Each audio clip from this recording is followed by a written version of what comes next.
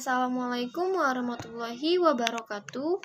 Perkenalkan, saya Anissa Oktaviani, perwakilan dari kelompok 13. Di sini saya dan teman-teman saya akan menjelaskan gaya dan tipe kepemimpinan KNPI, yaitu Komisi Nasional Pemuda Indonesia di Maluku.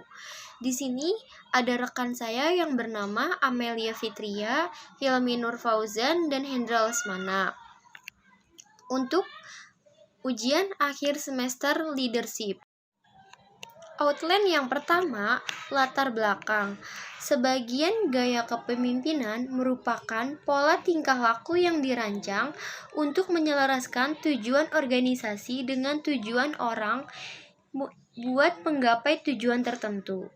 Seseorang pemimpin wajib mempunyai watak perseptif, paham, artinya sanggup mengamati serta menciptakan suatu kenyataan dari suatu lingkungan.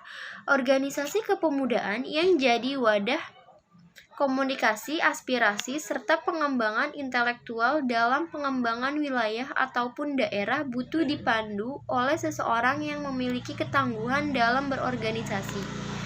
KNPI yang merupakan salah satu wadah pemersatu pemuda Indonesia baik di pusat ataupun wilayah memiliki cukup tantangan dalam kaitannya dengan pengembangan kemampuan pemuda maupun pengembangan sumber energi manusianya dalam kerangka negeri yang berdaulat serta merdeka sehingga dalam perkembangannya.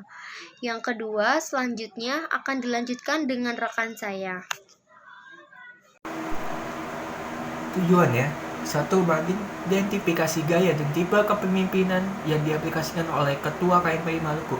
Yang kedua, memberikan sedikit informasi sejarah singkat tentang KNPI. Selanjutnya ada pembahasan, yaitu sejarah singkat dari KNPI. Komite Nasional Pemuda Indonesia atau lebih dikenal dengan singkatan KNPI merupakan organisasi kepemudaan yang awalnya adalah gabungan dari kelompok Cipayung, binaan Kalder Golkar, serta Tentara Deklarasi yang dipandu oleh David Napituluh pada tanggal 23 Juli tahun 1973.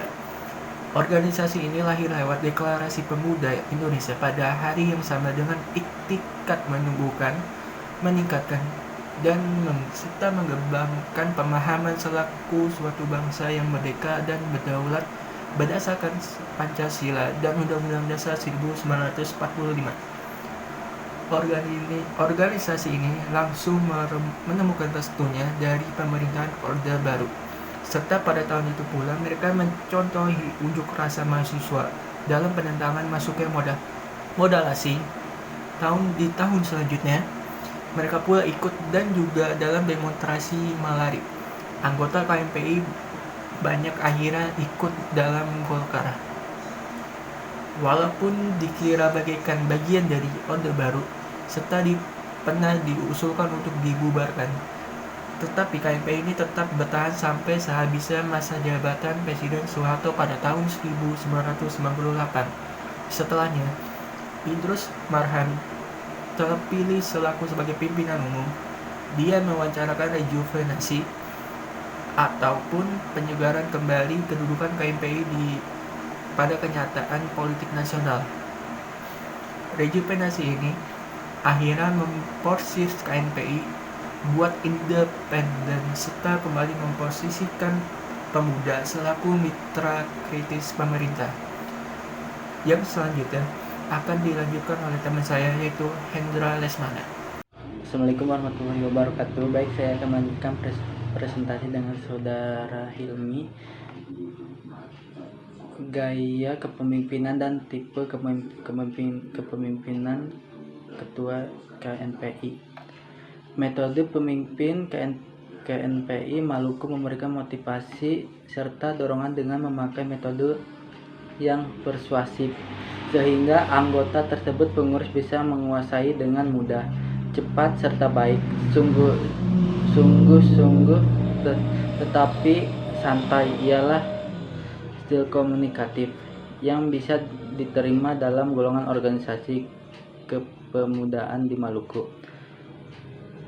Candaan serta gurang tetapi fokus dalam pembahasan gagasan maupun inspirasi, menjadikan para anggota pula pengurus pemilih ikatan emosional yang memunculkan rasa kebersamaan dan kekeluargaan yang senantiasa dilindungi serta dibesarkan sehingga tujuan KNPI Maluku dapat tercapai.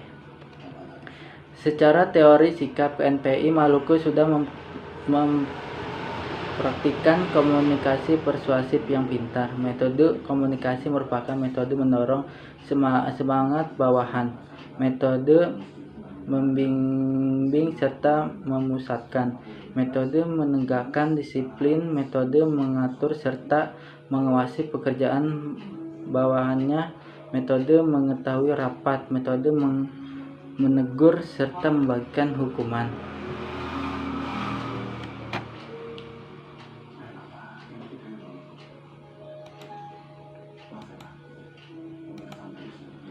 Selanjutnya,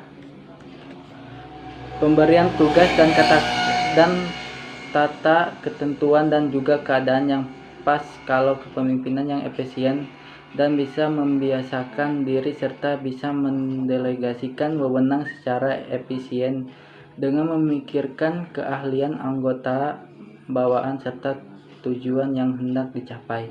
Pemimpin wajib luas dalam menyesuaikan gaya ataupun sikap kepemimpinannya dengan suasana yang berbeda-beda. Pemimpin bisa memilih mungkin sikap yang bisa digunakan buat pengaruhi anggota organisasinya. Opsi itu dipengaruhi oleh 3 kekuatan yang sama-sama tarik-menarik terdiri dari pemimpinan, bawaan, serta situasi. Dengan demikian, kami merumuskan ini telah mendeskripsikan kalau style kepemimpinan di KNPI Maluku merupakan style kepemimpinan demokratis. Dan untuk tipe kepemimpinannya merupakan tipe eksekutif, sebab dalam mengetahui KNPI Maluku, pemimpinan senantiasa menerangkan keputusan kepada bawahan serta pula mengadakan pengarahan kepada bawahan dan senantiasa membagikan motivasi kepada bawahannya. Selanjutnya akan dilanjutkan oleh teman saya. Terima kasih. Kesimpulannya itu, pemimpin pada hakikatnya adalah seorang yang mempunyai kemampuan untuk mempengaruhi perilaku orang lain di dalam kerjanya dengan menggunakan kekuasaan. Dalam kegiatan bahwa pemimpin memiliki kekuasaan untuk mengarahkan dan mempengaruhi bawahannya sehubungan dengan tugas yang harus dilaksanakan. Tugas pemimpin dalam kepemimpinan meliputi menyelami kebutuhan kelompok.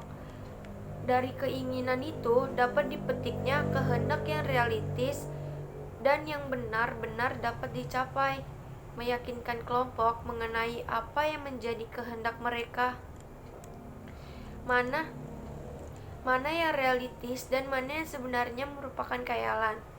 Pemimpin yang profesional adalah pemimpin yang memahami akan tugas dan kewajibannya, serta dapat menjalin hubungan kerjasama yang baik dengan bawahannya, sehingga terciptanya suasana kerja yang membuat bawahannya merasa aman, tentram, dan memiliki suatu kebebasan dan mengembangkan gagasannya dalam rangka tercapainya tujuan bersama yang telah ditetapkan. Adapun sarannya dalam melaksanakan aktivitasnya, baik pemimpin ataupun yang dipimpin menjalin suatu hubungan kerjasama yang saling mendukung untuk tercapainya tujuan organisasi atau instansi. Berikut ini adalah daftar pustaka. Sekian dari kelompok kami, kurang lebihnya mohon maaf. Wassalamualaikum warahmatullahi wabarakatuh.